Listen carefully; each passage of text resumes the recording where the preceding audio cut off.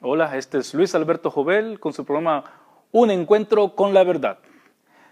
La nueva serie que voy a comenzar por medio de los videos no es una nueva serie, es una antigua serie que ya había comenzado hace tiempo, hace como 3 años atrás, que se llama Las herejías en la iglesia primitiva.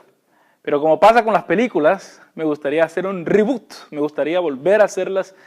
Ahora hay mucho más material, ahora no tengo que estar frente a la computadora, sino que puedo estar enfrente de ustedes, detrás de un púlpito y en una iglesia, donde se ven las cosas mejor, es un mejor ambiente también. Y creo que dado a la atmósfera en la cual estoy moviéndome, ahora ya sé más de apología, antes no sabía tanto, aunque el material que he escrito siempre es el apropiado. No creo que le tengo que cambiar algunas cosas, solamente les tengo que añadir ciertas cosas. Así que, si usted ha visto estos videos antes, yo le invito a verlos. Ahora no van a estar tan cortados, sino que ahora van a ser más largos. El YouTube me ha otorgado más tiempo para poner videos más largos. Así que no van a ser 4 videos, sino que ahora va a ser uno solo. No más de 1 hora o 45 minutos. Así que, primeramente le quisiera invitar a usted, querido amigo, querida amiga, a tomar en cuenta de que estos videos, estos estudios están hechos para defender la fe cristiana. Defender la fe cristiana y no solamente creer que el que se opone a la fe cristiana es nuestro enemigo. Es un enemigo de la fe, pero es alguien que también necesita venir a los pies del Señor. Por lo tanto, no podemos desecharlos totalmente, sino que lo que queremos es aprender a cómo confrontarlos, cómo refutarlos y también cómo traerlos al redil del Señor. Así que no crea que esto es una cosa confrontativa, no. Acordémonos que en 1 Pedro 3:15, el mandato que nos manda a seguir a aquellos que creemos que hacemos apología, donde dice de que más bien honren en su corazón a Cristo como Señor, estén siempre preparados para responder a todo al que les pida razón de la esperanza que hay en ustedes. Y sigue el 16, pero háganlo con gentileza y respeto, manteniendo la conciencia limpia, para que los que hablan mal de la buena conducta de ustedes en Cristo se avergüencen de sus calumnias. Así que es bien importante de cómo le respondemos a la gente, cómo tratamos a la gente. No es poniéndolos abajo, no es tratándolos como personas que no saben, porque muchas veces no saben de su historia, pero sí de una forma de que ellos puedan llegar a entender de que sus creencias son equivocadas y que el cristianismo bíblico e histórico les da la verdadera versión de los eventos. Así que las herejías en la iglesia primitiva. La herejía es algo que siempre ha estado con nosotros. No fue algo que apareció en el 2., 3. y 4. siglo, sino que en el 2. siglo ya vemos a los gnósticos y a los marcionistas que estaban en el 2., 3. y 4. siglo, pero ya de los primeros escritos del Nuevo Testamento empezamos a ver ciertos movimientos que traían disensiones. En 1 Corintios 11:19, y voy a estar leyendo siempre de la Nueva Versión Internacional, lee así: sin duda tiene que haber grupos sectarios entre ustedes para que se demuestre quiénes cuentan con la aprobación de Dios. Así que Pablo vuelve a usar esta misma palabra, sectarios, lo vuelve a usar en el capítulo 5:20 de Gálatas. En capítulo 5, versículo 20, empieza a decir, y lo cuenta como parte de las obras del fruto de la carne, que dice: idolatría y brujería, odio, discordia, celos, arrebatos de ira, rivalidades, disensiones y sectarismos. Y la palabra es dikostosai, o disensión. Esa es la palabra en griego. Tanto la herejía como la disensión son frutos de la carne. No es algo bueno, no es algo que tenemos que darle rienda suelta, pero existe ahora en este momento. Estaba yo leyéndome a Alistair McGrath en su libro Heresy o Herejía, donde dice que la herejía es hecho algo bien moderno, o posmoderno, porque estamos viendo en una edad posmoderna, bien posmoderno, en el cual la herejía se demuestra como librándose de lo que tenía, la opresión que tenía una ortodoxia, la opresión que la iglesia o que ciertos líderes han tenido sobre a cualquier grupo o iglesia. O sea que ahora ser hereje es algo de estar orgulloso. ¿Por qué? Porque demuestra que nosotros somos unos seres independientes, que podemos pensar por nosotros mismos. Eso es lo que ahora se quiere pasar la herejía.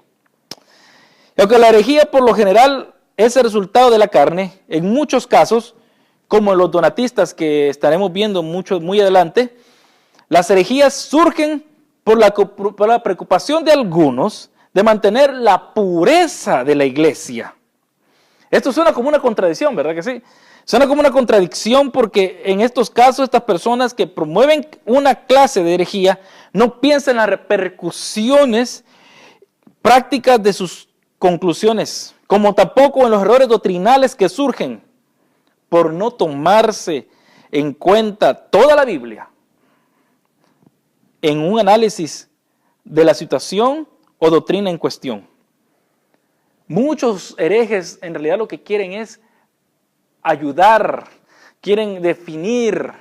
Y como dijo un hermano, las herejías nos hicieron un favor a nosotros los cristianos. ¿Por qué? Porque nos forzaron a canonizar, o mejor dicho, a analizar más la palabra de Dios, y nos ayudaron también a poner más en claro lo que nosotros como cristianos creemos.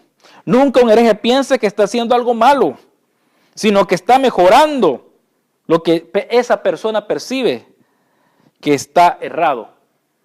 Por eso vemos que una y otra vez todos quieren restaurar, quieren poner algo nuevo, quieren traer algo que ellos siempre dicen que se ha perdido. Yo me acuerdo que en los años 80 y 90 hubo un movimiento que se hablaba de la restauración de la alabanza.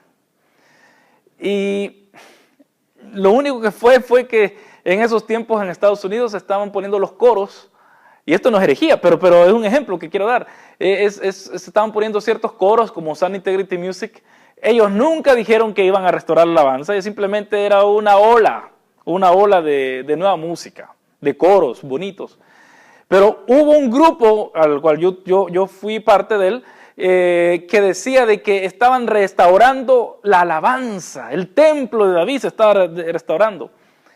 Y lo que en ese texto está hablando acerca de la restauración del tabernáculo de David, no era que, que se iba a restaurar la alabanza, simplemente ahí el profeta se está refiriendo a que el dominio de David, o sea, en Israel, en esa área del Oriente Medio, que se iba a expandir el dominio. No está hablando absolutamente nada de la alabanza. Pero vienen los hermanos con buenas intenciones y dicen, esta es la restauración de la alabanza, vamos a alabar, vamos a danzar, vamos a silbar, vamos a hacer X cosas. ¿Y a dónde ha quedado todo eso? Yo me pregunto ahora con Hillsong. Hillsong es muy diferente a todo lo que estas personas estaban diciendo. Y ahora Hillsong, la restauración de la alabanza ya quedó muy atrás. Fueron modas cristianas. Pero hubo un pensar de que se estaba restaurando algo. ¿Por qué? Por no saber la historia de la Biblia o la historia de la iglesia. El estudio de las herejías confrontadas por la iglesia primitiva nos enseñan muchas cosas. Entre ellas, que las herejías propagadas por los testigos de Jehová, por los mormones, por los de Creciendo en Gracia, por los Solo Jesús, por los adventistas y por muchos otros, no son cosas nuevas, no son revelaciones nuevas. José Smith dijo que el ángel Moroni se le reveló y que Jesús mismo le dijo que él iba a restaurar la iglesia del Señor aquí en la tierra. También lo mismo pasó con los testigos de Jehová, lo mismo pasó con Creciendo en Gracia, lo mismo pasó con la Luz del Mundo y lo mismo pasa con los Solo Jesús, que ellos quieren restaurar el bautismo.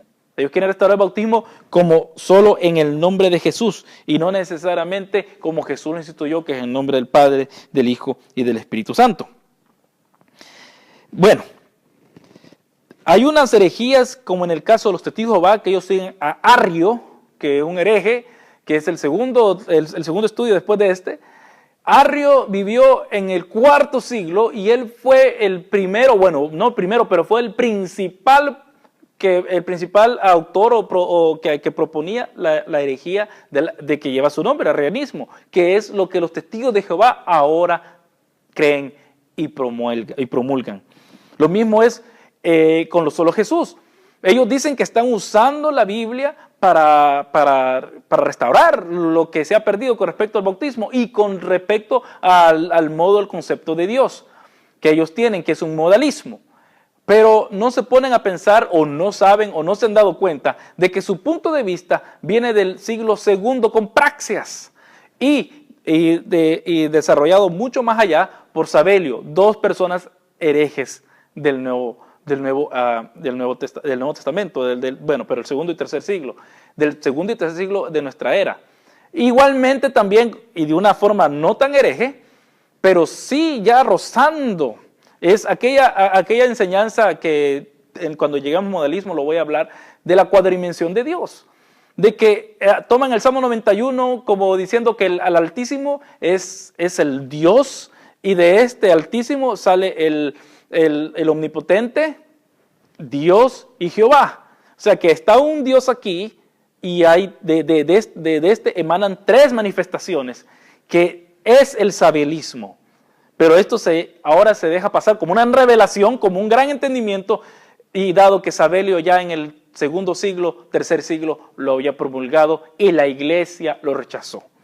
Así que, sabiendo la historia de las iglesias, de las herejías, nos vamos a dar cuenta de que muchas de estas doctrinas no solamente tienen cientos de años, sino que a veces tiene hasta miles de años. Y sabiendo las historias de las herejías, nos da a mucho mejor entendimiento de cómo estas versiones de antiguas herejías se vuelven a juntar y se dan de una forma moderna. Y que es más, es simplemente una herejía en un estuche nuevo.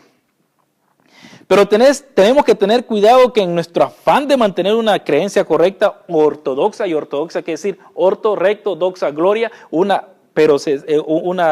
correcta gloria, un correcto camino, no nos convirtamos en cazadores de brujas.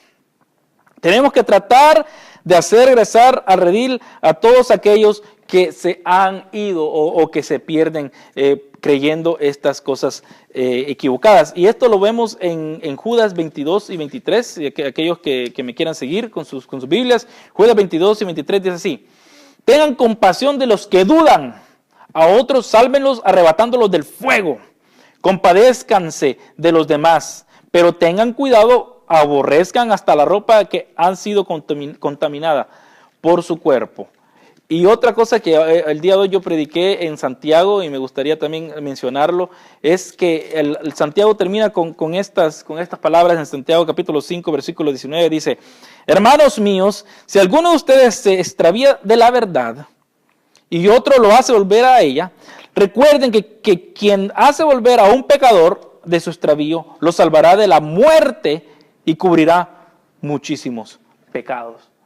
Así que es importante que lo que nos mueva a nosotros a defender la doctrina no solamente sea el querer tener una doctrina exacta o una doctrina correcta, una doctrina ortodoxa de nosotros, sino que también es necesario de que tengamos el querer traer a esa gente de nuevo a redil. No dejarlos ahí tirados. Pedro toca este punto, pero que las herejías pueden ser destructivas. Si nos vamos a 1 Pedro 2.1, vamos a leer lo siguiente. 1 Pedro 2.1 dice así: por lo tanto, abandonando, 2 Pedro 2.1 dice: en el pueblo judío hubo falsos profetas y también entre ustedes habrá falsos maestros que encubiertamente introducirán herejías destructivas al extremo de negar el mismo Señor que los rescató. Esto los traerá a una pronta destrucción. Herejías destructivas. Quiere decir que estas personas pueden introducir cosas sin que nosotros nos demos cuenta. Y un ejemplo es ese. El ejemplo que di anteriormente, la codimensión de Dios. Es algo que a mucha gente lo pone, wow, esto es nuevo, nunca lo he visto. Pero claro que no lo has visto. Si nunca has leído la historia de la doctrina cristiana, nunca lo has visto. Y vas a tragarte cualquier cosa que te tiren, pasándolo como doctrina de la Biblia. Por eso también tenemos que tener de guardar nuestras congregaciones. Porque hay unos que insisten una y otra vez en querer introducir herejías. Y esto nos vamos a Tito, capítulo 3, versículo 10, que dice lo siguiente. Bueno, veamos del 9 en adelante. Evita las necias controversias y genealogías, las discusiones y peleas sobre la ley, porque carecen de provecho y de sentido. Al que cause divisiones, amonéstalo 2 veces y después evítalo. Puedes estar seguro que tal individuo se condena a sí mismo por ser un perverso pecador. Así que aquel que pone divisiones en la iglesia, hay que amonestarlo 2 veces, pero a la tercera vez evitarlo. Pero lo que a mí me llama la atención, que lo que se define como al que causa divisiones es herético en griego, heresis. El que anda causando herejías dentro del pueblo de Dios se tiene que desechar después de 2 o de 3 amonestaciones. Y como también se puede traducir, no solamente desechar o evitar, sino que rechazar. O sea, no se debe dar cabida a tal persona. No se puede dar cabida a una persona que puede tocar, que puede hacer esto y lo otro en la iglesia, pero que de repente esté enseñando mala doctrina. Y hay un hermano pastor que yo conozco, de que él tenía uno solo Jesús en su iglesia, y él les dio lugar porque el problema con los solo Jesús es de que ellos hablan en lenguas, ellos hacen muchas cosas que los pentecostales hacen, y esto es una iglesia pentecostal. Y este hombre empezó les dio lugar, y de repente empezaron a querer modificar la doctrina de la iglesia. Son gente que vienen y no son sinceros muchas veces y dicen, bueno, yo soy igual a ustedes, hablamos lenguas y empiezan a hacer todo lo que los pentecostales hacen. Pero al final del día no creen como los pentecostales creen, porque los pentecostales, como ustedes saben, son trinitarios, no son unitarios. Así que tenemos que tener cuidado, pero también hay otras herejías bien que nos pueden engañar bien sutilmente, como por ejemplo la herejía de que yo he confrontado una que otra vez en las iglesias de habla inglesa donde yo he pastoreado, donde dicen, no importa lo que la Biblia dice, es un libro muy complicado, no lo podemos entender, lo que importa es lo que yo siento en mi corazón. Claro, y lo que nosotros sentimos en nuestro corazón puede ser lo peor, porque el corazón viene en lo peor, vienen los asesinatos, la fornicación, los adulterios, todo lo malo. Esa es una herejía. ¿Por qué? Porque ese es el comienzo de la herejía, que ya no se quieren sujetar a la palabra de Dios, sino que se quieren sujetar a sus sentimientos que vienen y van. Pero sigamos. Hay que tener en cuenta que pueden haber dos extremos que tenemos que evitar, que son muy comunes dentro del pueblo de Dios. Primero es la hiperortodoxia, que es la defensa de la ortodoxia por cualquier medio. Y un ejemplo de esto es lo que se enseña acerca de la coma juanina. ¿Y qué es la coma juanina? Quizás usted nunca ha oído acerca de la coma juanina, pero es lo que se encuentra en 1 de Juan capítulo 5. En 1 de Juan capítulo 5 encontramos 5, 7 y 8, dice así. Del 6 comienza. Este es el que vino mediante agua y sangre, Jesucristo. No solo mediante agua, sino mediante agua y sangre. El Espíritu es quien da testimonio de esto, porque el Espíritu es la verdad. 3 son los que dan testimonio, y estos 3 están de acuerdo. El Espíritu, el agua y la sangre. Usted se puede dar cuenta que hay algo que no leo yo en la Nueva Versión Internacional. Lo que no leo en la Nueva Versión Internacional es lo siguiente. Hay 3 que dan testimonio en la tierra, el Espíritu, y estos 3 son uno. El Padre, Hijo y Espíritu Santo, y estos 3 son uno. Eso no está en los manuscritos de antes del año 800. No hay de esos manuscritos. Del año 800 en adelante usted encuentra esa parte que sabemos que fue un monje que interpoló el texto y que quiso explicarlo mucho más. Así que ¿eso afecta la fe en la Trinidad? En absoluto, porque tenemos muchos otros pasajes que son más fidedignos, que son más antiguos en los textos, que muestran que la Trinidad existe y que la Trinidad se avala en las Escrituras. Pero esto no quita. Pero mucha gente se pone que no, que ya estamos atacando a la Trinidad. Pero no es así. Otro problema es la nueva perspectiva de Pablo.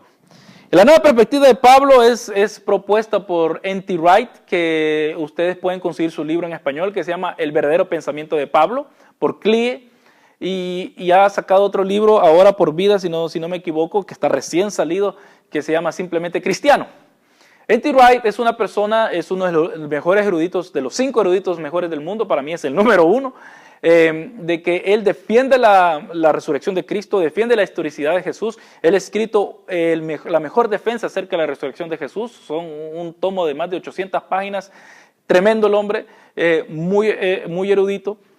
Pero él está proponiendo una nueva forma de interpretar la justificación de que viene de la Reforma.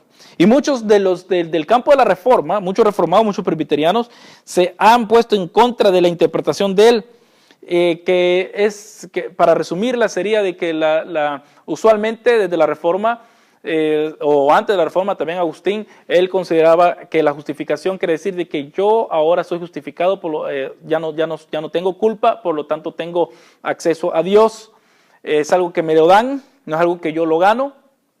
Y Lutero decía que este es el pilar por el cual se cae o se mantiene la iglesia. La nueva perspectiva, al menos como N.T. Wright lo interpreta, dice que no, que tanto la justificación tiene que ver con cómo somos salvos, pero también con quién tengo comunión. O sea, que no solamente soterológico, que significa, no solamente significa cosa de salvación, sino también eclesiológico, que quiere decir quién es cristiano. Esa es la interpretación que N.T. Wright le da. Pero muchos del campo reformado rechazan que se le pueda dar esa nueva interpretación. Y N.T. Wright se basa en Gálatas y él hace un gran argumento acerca de Gálatas para llegar a su punto. Pero el problema es que los que atacan la nueva perspectiva de Pablo no toman en cuenta que Pablo en Gálatas usa el concepto de la justificación tal como N.T. Wright lo pone, que tenemos que la justificado quiere decir quién es mi verdadero hermano, con quién puedo tener comunión.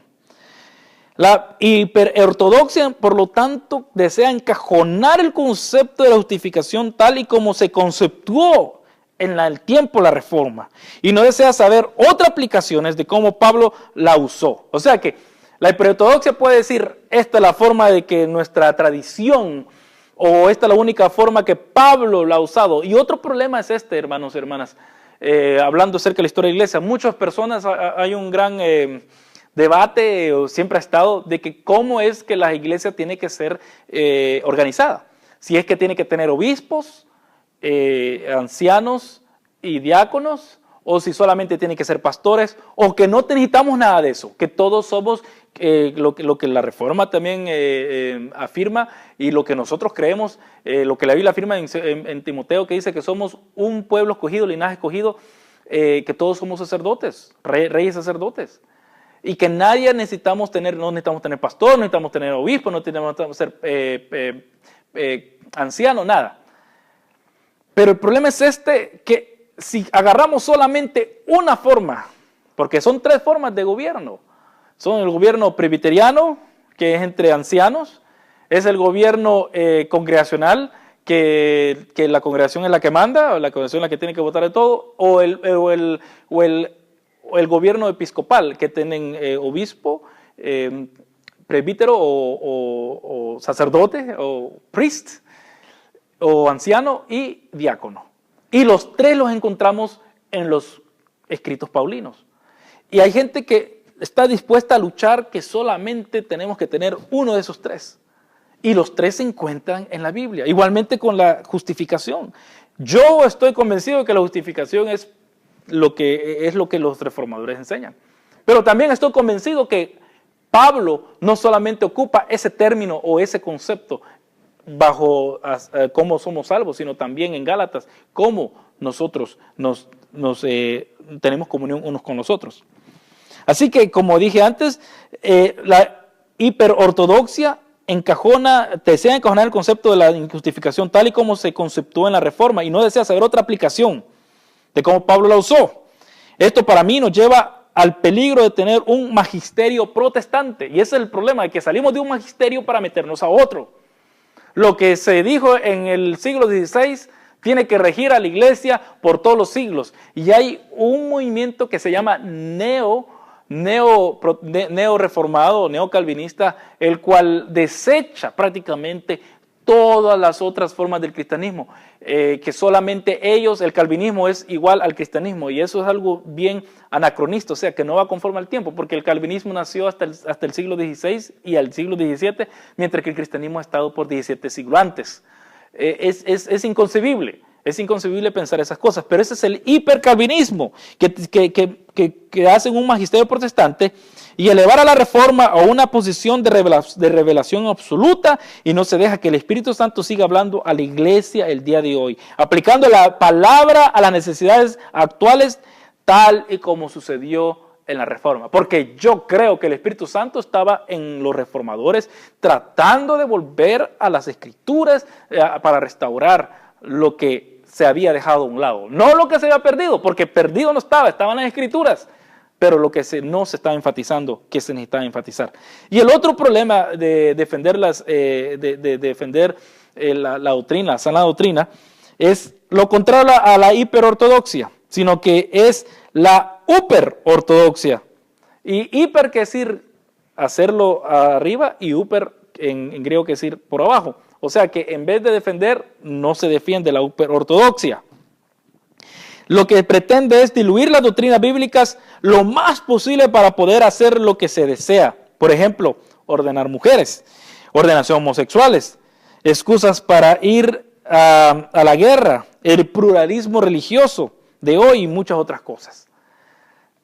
Eso es la uperortodoxia, que no nos importa si la Biblia dice esto o lo otro. Lo que nos importa es lo que nosotros queremos hacer.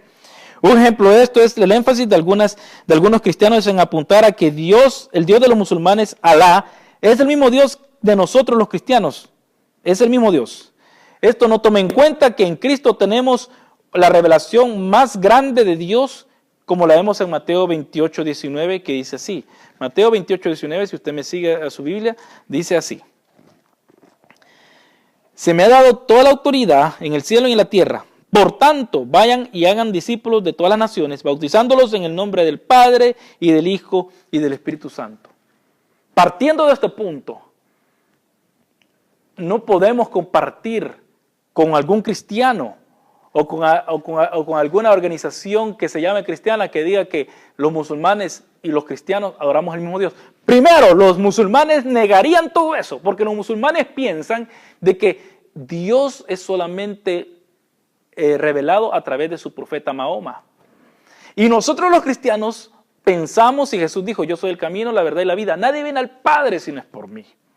Así que son dos posiciones totalmente opuestas. Y hay cristianos el día de hoy, es algo bien recién en esta semana, que quieren promover un diálogo entre musulmanes y cristianos, y yo no lo niego, no niego que puede haber un diálogo. No puede ver que mucho de la moral, cosas que tenemos, son compatibles. Pero si vamos a hablar de Dios, tenemos que reconocer que tenemos posiciones irreconciliables. No podemos hacer. Así que ese es el uper ortodoxia, que la ortodoxia no nos importa. Lo que nos importa es vivir con nuestro ambiente en paz, cosa que no lo niego, pero a expensas de la verdad bíblica. Así que espero que en este estudio, mis queridos oyentes, podamos llegar a aprender entonces por qué debemos de mantenernos firmes ante las herejías que como ola en contra de la roca pega a la iglesia. Y una ola, ¿qué es lo que hace después de miles de años? Va deshaciendo esa roca, la va gastando hasta que esa roca deja de existir. Y eso es lo que el mundo trata de hacer una y otra vez con todas estas herejías. Trata de quitar trata de quitar la posición de Cristo que se merece. Así que yo les invito a seguir esta serie y que todos seamos edificados. Que Dios les bendiga.